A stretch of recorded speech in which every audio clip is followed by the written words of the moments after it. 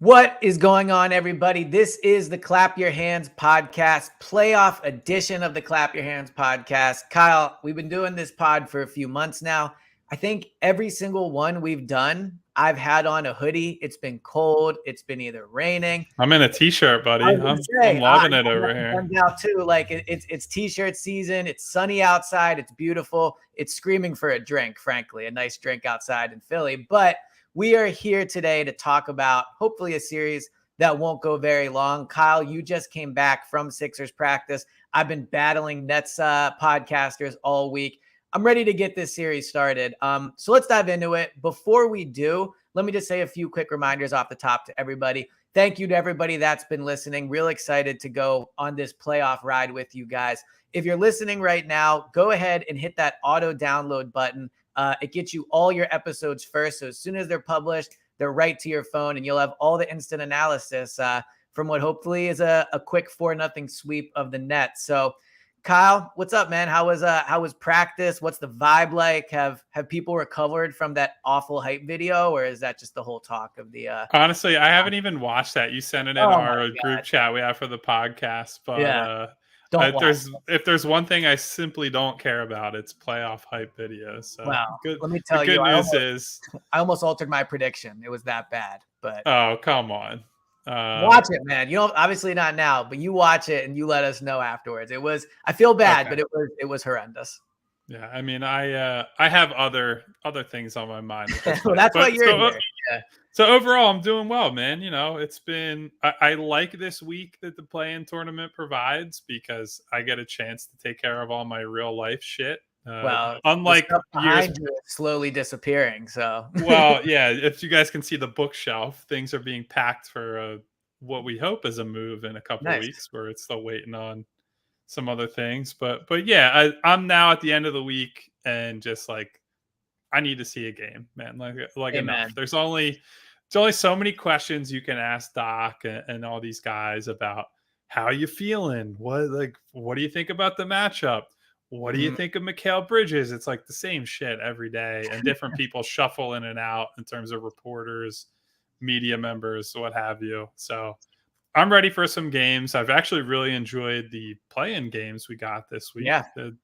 Those are surprisingly good. Yeah, that's the upshot is I'm ready for basketball. You are ready for basketball. Practice. I think a lot of people are right there with you. You know, I followed your tweets from practice, the various things that were said from the practice. So the one question I guess I do have prior to getting into our final predictions, final kind of matchup breakdowns, if you're listening to this, you know, the game's less than 24 hours away. So, but the James Harden health, right? So it seemed like he talked today about feeling better than he did in the playoffs last time. Just kind of what did he talk about? Did you think anything stood out to you? But on a more general sense, how are you feeling about Harden's health heading into these playoffs? I mean, as good as you can feel about someone you haven't seen play or do anything for, you know, a week and a half, 2 weeks, right? Because we see, it's always so funny. Like we see so little of practices that I think, you know, I have filmed a lot of practice video and posted it like it was such a huge storyline during the Markelle Fultz saga. Like I was essentially part of that saga because it just was in there filming every day, and I became the guy that people are tweeting at like, please, more Fultz videos. And it's like that's why you went to college, Kyle. Moments like that, you know, to be the beat writer they need. I guess so. But when you're there time after time, practice after practice, you realize like how meaningless what you see at practice is. With you know, there are rare exceptions. I do think the Fultz stuff mattered, but like guys who can't shoot at all make like 33s in a row, and it's like, oh my god, this is incredible. Like Paul Reed today, I would not want to see Paul Reed take a single three in a playoff game. I think he hit like 9 in a row at the end of practice from the corner. And like, look, good on him. He's trying to expand his game. He's working on his craft after practices and things. But so you learn like, hey, James Harden looks good in an end of practice drill.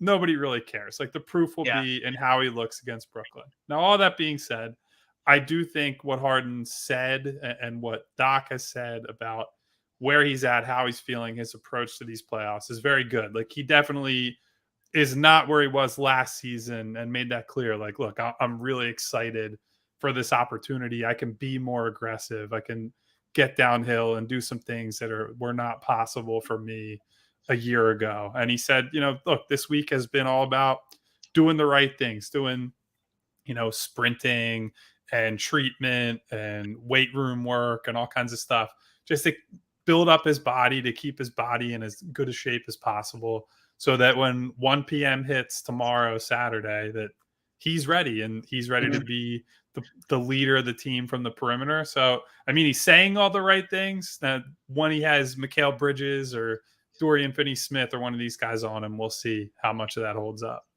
Yeah, Harden's an interesting case heading into the playoffs because, last year's playoffs were certainly not good. He had some moments, but ultimately in that Miami game, not good. I think you can, to a certain degree, hopefully write it off because it was his first year with the team. He got acquired at the deadline, and he wasn't healthy. So those are things you write off. But as you enter the playoffs and you talk about who has the most pressure, of course, it's going to be Embiid. He's the best player on the team. He's MVP of the league. He's going to be there. But I really do think these playoffs could come down to Harden's health. Like, if Embiid is mostly the regular season version of himself, if the Sixers get healthy Harden, they have a real chance to beat the Celtics. And then I think we both agree they probably match up in some ways better with the Bucks, or they've at least played them better throughout the year. So it was, even though you're right, it's just practice. It's not a true answer of how he feels.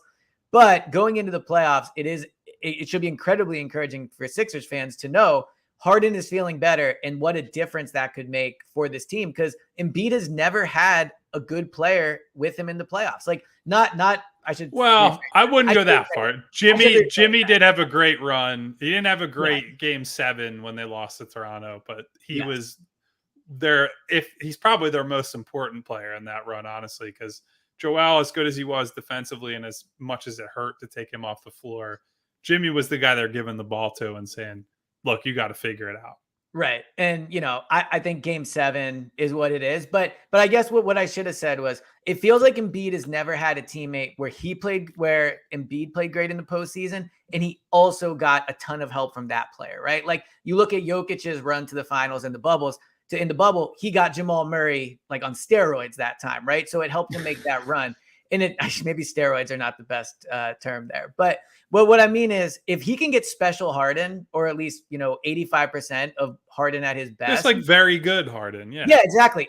That could be more than he's ever gotten. And the idea of him getting that is so exciting because we've never seen him get that kind of serious help outside of Jimmy for the 1 year in the postseason.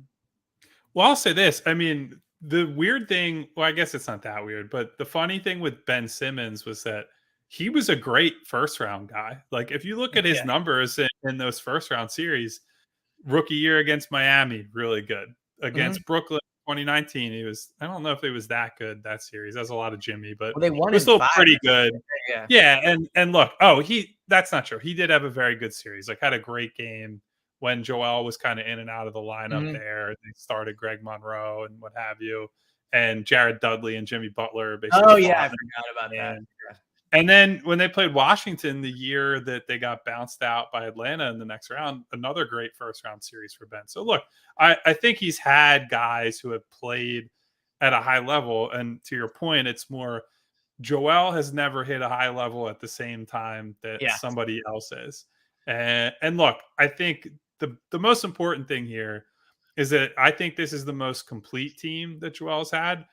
Part of that, though, is just that Joel is better. Like, he is at that MVP, trustworthy playoff guy level where, guys might struggle, the role players might struggle game to game, but he's that galvanizing force that he can carry them through those tough moments where, frankly, he couldn't before. There were definitely a lot of moments where I didn't trust him to do so. I think a game that people have brought up sort of recently that I agree was a bad one for him was game 4 against Atlanta years ago.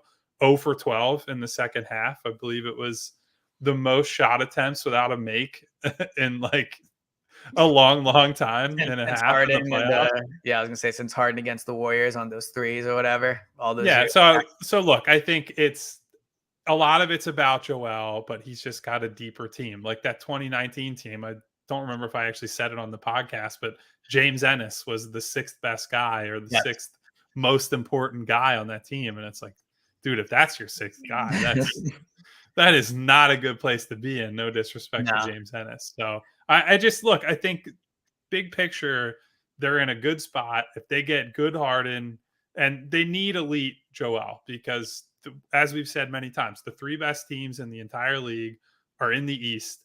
And if you're going to beat Boston in round 2, I know we're putting the cart before the horse, but this Right. Brooklyn series is going to be a big indicator for, okay, James gets off to a good start and he looks good physically and he's able to beat these switches and get downhill and what have you.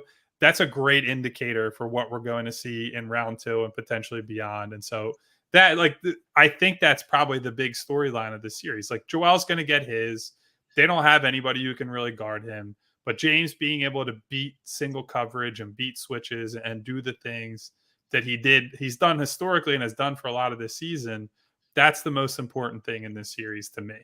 Yeah. I mean, just make sure you don't end the series with Joel in a face mask. Feels like, Oh, yeah, that's a positive outcome for him. So, look, we've talked at length about the Celtics. What would be a disappointment? What wouldn't? All that. Let's actually talk about the Nets. Let's like talk about this matchup, right? For those out there that are actually looking forward to the more X's and O's of this matchup. When you look at this Nets team, I don't know if you want to give it like a keys to victory, however you want to phrase it, but now that you've had time to look at them, to spend more time on them, I know you wrote a kind of a prediction article on phillyvoice.com. What do you see as the keys to making sure this is a quick series? It's basically just being the team that you've been all season and not allowing Brooklyn to junk up the game. So Doc's point this week at practice was that Brooklyn switching is not inherently a problem. Like, they have all these 6'7", 6'8" type guys that they start and play together that in theory, switching is going to slow down Philly's offense, right? So you run a pick and roll with Harden and Embiid, and you put Nick Claxton on James Harden. Very good defender, great switch defender, has given Harden problems at times this season. Now, at the same time, you're putting, I don't know, Dorian Finney-Smith or Mikal Bridges on Joel Embiid at the nail. And so you get the ball to Joel there, and he's got Mikal Bridges in single coverage. You almost have to immediately double before the ball even gets there. If that happens, James has a shooter to kick to, or a cutter who can go into space and you slip and it's an easy layup. So it really is about playing with pace against how Brooklyn wants to play, because if they switch, and I would almost guarantee you they're going to switch on a lot of these actions, you're going to have an advantage somewhere on the floor, whether that's Joel has a great matchup at the elbow, there's an open shot for somebody in the corner or on the wing, wherever it is, or James is just going to be able to go by somebody. Like, it's pick your poison for Brooklyn. So they're going to try their best to stop that from happening, closing gaps as quickly as they can. And really the key to this series for Brooklyn is trying to turn the Sixers over, forcing misses without second chances for Philly, and getting out and running, right? Because we know that Philadelphia's transition defense is not very good. It's one of their consistent weaknesses throughout the Embiid era, the Doc Rivers era, however you want to describe it. Yeah. And so if they get out and run, they get some easy buckets, and then they can get back and set on defense, that's their path to winning. Now, the flip side of that, Brooklyn has not been a fast team. Their pace is down by where the Sixers are for the period of time that it is surprising, because you think, look, it's this athletic, long, younger team, but they haven't forced a ton of turnovers relative to, what their strengths are. They've been very good at preventing threes, or at least efficiency on threes, which that can be luck more than anything, but it does make sense that you have a bunch of good athletes who are 6'8" that they're going to long arms, get good contests in, all that.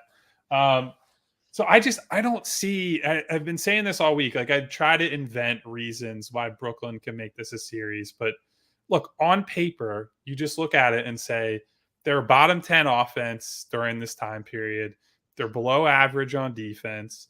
Mikal Bridges, as good as he has been individually, has not been able to lift up other people. Like, him scoring 26, 27 points a game and the Nets not being able to have better than the 23rd best offense in the league, Yeah. That should scare them because like this guy has taken a sizable leap just with the increased volume he's gotten in Brooklyn, but nobody else is really benefiting from that, right? That's just about him playing better. So if he doesn't have a good series, then you say, well, they're really fucked because he's not creating for others in a way that's meaningful. Spencer Dinwiddie is not much of a real playmaker as Mhm. the number 2 there in Brooklyn.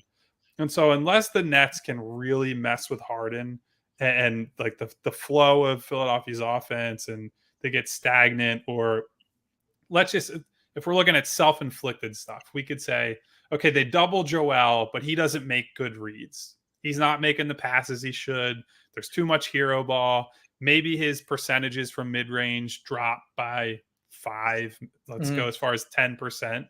And then you're looking at it like, okay, the margins are shrinking. The offense isn't as good. And now Brooklyn can maybe make it into a series. But I just think so many things have to go right for Brooklyn in order to shrink the gap in talent that it's too big of an ask for them to try to make that up. Yeah, I agree. And I've been doing the same thing all week, trying to figure out like how could this be that we're recording a game 6 pod? Like, how does it get that far? So let me tell you 2 ways I thought of, and you could tell me why hopefully I'm wrong about those. So one concern I would have maybe is that it does feel like the Nets have a lot of good 3-point shooters. And Christian, the Nets writer from the New York Post, brought this up last time that The New they York are Daily News, get it we're right. so new. Sorry, my apologies to Christian. But it does feel like they have a lot of shooters, right? And it feels like whenever we do a post-game pod where they lose, we're sitting here and going, man, that team hit a lot of threes. So do you think the regular season defense or maybe perceived struggle against the 3-point shot by the Sixers is more just a regular season thing? Or do you think it's something the Nets could actually take advantage of? It's probably in between there. Like, I don't think it's a weakness to the extent that it's like, oh yeah, Brooklyn's got their path to winning the Okay. series right there. But I do think if you look at it and you just say, look at all these guys who are either good or very good shooters, and if the Sixers decide, hey, it's 1 p.m. on a Saturday for 2 of these games, we got to work our way into this game a little bit, and they catch you napping in the first half, and all of a sudden they're up 15 points at Mhm. halftime. It's like, oh shit, now we got to do some digging in the second half. And Right. look, they've proven capable of that. We know, we've listed all the big comebacks they've had all year, but it's not something you want to do in the playoffs. It does get tougher against tougher competition, a slower paced game on top of that. So, yeah, I think that's a potential area where you let them get hot in the first half, then that carries over to the second half too, right? Like that's always a big storyline. It's like you got to try to stifle teams early, because if you let good and or confident shooters get hot early in games, you can then play better defense in the third and fourth quarters of games. And it doesn't matter. Like the hand's in the guy's face, but he's not even seeing that. It's all Right. in the rim, and he's just kind of playing his own game out there. So yeah, I think their attention to detail, their rotations, frankly, Joel's willingness to close out to the 3-point line are all going to be factors. I think the one good thing for them against Brooklyn compared to, let's say, like Boston and Milwaukee, because Nick Claxton is a non-shooter, the big man who's going to be playing these minutes against Joel is not somebody that he's going to have to go out and meet and say, oh, I have to make sure that guy doesn't make, 3 or 4 threes against me. It's all Right. about protecting the rim and doing all the stuff in the paint that he's good at doing, and the challenges that he's going to face as a stretch defender against Al Horford, Brooke Lopez, guys like that. Those are still on the horizon for him. So the other concern, I'm not even say concern, but just the other thing I thought of where maybe it's like I'm underestimating this with the Nets actually is Claxton. Now, he is undersized compared to Joel for sure. Like Joel has the weight advantage on him, but it seems, and certainly the Nets pod I was on was talking him up big, but he's obviously like a good defender, right? Are we underestimating what the job he could do against Joel one-on-one? Because you mentioned doubling Joel potentially if they bring an extra defender, if he'll be sloppy with the ball. Do you think there's a world where Claxton can at least hold his own one-on-one against Embiid? And that complicates things because then they do have the perimeter defenders to maybe slow down a Harden. Like, could Claxton being able to stop Embiid one-on-one, like, is that a path, or you think he's just too small? No. There we go. Like it's All just right, no. So I no, but I'll elaborate further. So I think if Claxton is going to make Joel work, it's the other end of the floor, because I Mhm. think his people think of gravity as like shooting gravity. Like what does Steph Curry do to a floor? Like stretches you out, and then Yeah. that creates all this space in the middle of the floor. There's gravity as a rim runner where Claxton runs so hard and comes so hard off of those screens that if Joel is not ready to chase him and drop at that speed, there's a potential for lobs to go over his head, and then all of a sudden that's 2 points and you're going the other way. Or if Joel's not as committed to defensive rebounding and Claxton gets 4, 6, 8 points on second chance points, like that's a problem. And making him work in that way is, I would argue, even more important than making him work on the other end of the floor, because I think you've seen there have been matchups like the Hawks series. Joel scored 30 points a game, right? Like had Yeah. good raw numbers. But then you look at like having to chase around Clint Capella for a lot of that series. Like Clint Capella is in that same mold. He's a rim runner, lob target type guy who's going to score on offensive rebounds, who's going to pressure you on the glass, all that. And over the course of that series, Joel outplayed him if you're just looking at box score and things like that. Mhm. But Capella certainly made an impact on the series. There were games or halves where he played better than Joel. And so Claxton doesn't have to win those individual battles. But if he's making it so that Joel has to think about him, whether that's as a rebounder, defender, switching out, and oh, where's he going to come from as a weak side guy, that's ultimately a win for Claxton if he has to Mhm. think about him in that way. So the last one, I guess the second to last one, is the coaching matchup. Real quick, what do you think about the coaching matchup? I thought it was interesting what Christian said about how, the Nets coach knows Doc Rivers. I think he said they played together. Maybe he was a player when Doc was his coach. But any concern in the coaching matchup that maybe he knows Doc and he's going to bring something the Sixers aren't prepared for? Or is the talent discrepancy just too big where it shouldn't really matter? I mean, I respect the job that Jacques Vaughn has done. I think it always comes down to talent in the playoffs. Like coaching plays a role. We've seen it have Mhm. an impact in various series under different coaches over the last 5 years or so, I guess you could say.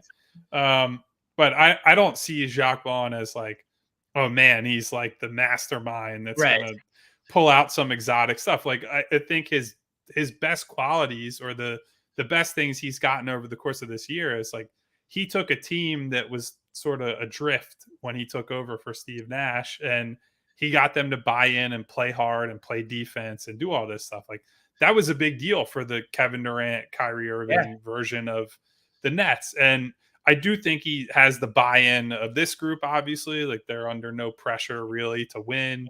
And so he can play that card motivationally. But you look at it, there are certainly guys that, or there are decisions that he makes that are interesting. Like the Cam Thomas looks like he could score 40 points in every game, and he just Right. doesn't want to play him for defensive reasons and things like that. Even though he's playing guys like Seth Curry and Joe Harris, who James Harden gets them on a switch, he's just absolutely taking them to task and going to the rim basically every time. So, you know, I don't I just Not a ton of concern. I don't see like a I think he's a good coach. I don't think he's shown anything that's like he's going to pull some out of the box gadgetry type stuff that's going to throw the Sixers for a loop. I think they're going to play how they play, and I think it works for them, but I just don't think it's enough to really upset the Sixers. All right, so you have successfully swatted away all my ideas on why the Nets could potentially make it a series. So I think we both know who we're going to pick. But before we wrap up this final preview pod, my question for you would be, give me your final prediction. How many games? I guess just how do you see this playing out? But what's the final Kyle Newbeck prediction for this series? I think it's Sixers in 5 games. All I have right. enough respect for the Nets personnel and for Vaughn and all that I think they're going to challenge them in a lot of these games. Like I don't think they're going to walk to 5 wins. There'll be a couple of these that are probably close in the final, 8 to 10 minutes of the game, and the Sixers pull away. And I do think there's sneaky potential for a game one loss tomorrow. Like I would not Hmm. be shocked if Eight and a Brooklyn half just point comes out. favorites. Brooklyn either comes out and shoots the lights out, or Brooklyn comes out and catches them off guard. The Sixers are feeling themselves a little bit, we're the superior team. We have more talent. Everyone expects us to win. I believe every single ESPN analyst polled picked the Sixers. There's not a single I would man hope or so. woman on the Nets. And that's pretty rare. Like, I think most of the time you'll find there'll be at least one dissenter. Right. So look, I've tried and tried and tried to look for what am I missing here that this could go further, but I just think it is what it is. The Sixers are the better team. I think they're a potential title contender. The Nets are not that. And in that style of matchup, you should win in 5 games or less. If it goes to 6, okay, but if this series goes to 7 games for any reason, I'm just going to be rolling my eyes at these knuckleheads for not being able to put it away. It would be a major concern for sure. So where I fall down on it is basically, I think they win in 4 games. I understand picking 5, weird things happen. The Saturday game is somewhat concerning, but I do think one thing that we've talked about throughout the year, but that you mentioned a little earlier, this team is great at comebacks. So I think even if they do fall behind in a game, or even if they, the Nets do come out really hot on Saturday, the Sixers have shown they know how to build their way back into games. And I think that even if games that the Nets could keep close, like maybe the first game in Brooklyn, if it's in those final 5 minutes, final 4 minutes, look, it's a make or miss league at that point. Who knows what happens? But I trust the Sixers players in crunch time better than I do the Nets players. So I get the 5 prediction, but they're a way better team. They're way better. They have way bigger goals. They have way better players. I'm picking them to win in a sweep. And I think that at that point, we'll just be killing like 5 or 6 days, unfortunately, until the real playoffs begin, the real competition with the Boston Celtics. So hopefully we're not overhyping this too much. Hopefully they do take care of it quickly. I just think they're the far superior team, like point blank period. I agree. And I think really, if you look at the Eastern Conference, there is only one series that I think is going to be really contested at all. I think Cavs-Knicks is an interesting one, but the Celtics are going to kick the shit out of the Hawks. Milwaukee will beat up on whoever emerges from this play-in game. The Sixers are going to beat up on the Nets, most likely. Now, the West is a little different because we're going to get Suns-Clippers is going to be awesome. Kings, the Grizzlies-Lakers series, Kings-Warriors, even Nuggets. And I think the Nuggets will probably handle whoever they get. I would have been curious to see Nuggets-Lakers. I think I wanted it so bad. If we could have gotten that out of the play-in, but yeah, I just think now that does set up for this could be one of the all-time NBA second rounds in history. Yeah.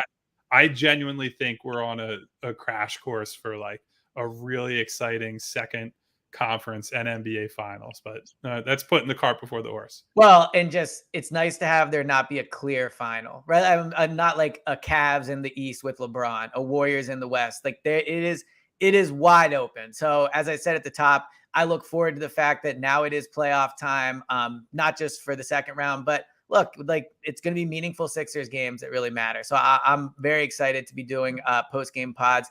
They said at the top, if you hit the auto download button in your phone, you just pull it out real quick and do it. You get all the episodes first. You get them as soon as they're released. And we're going to be having a lot of content for you, hopefully, during this run to the NBA Finals. So, 4 rounds of pods coming up. So, Kyle, I will talk to you after the game on Saturday. Hopefully, the Sixers win. And I'll talk to you next time, man.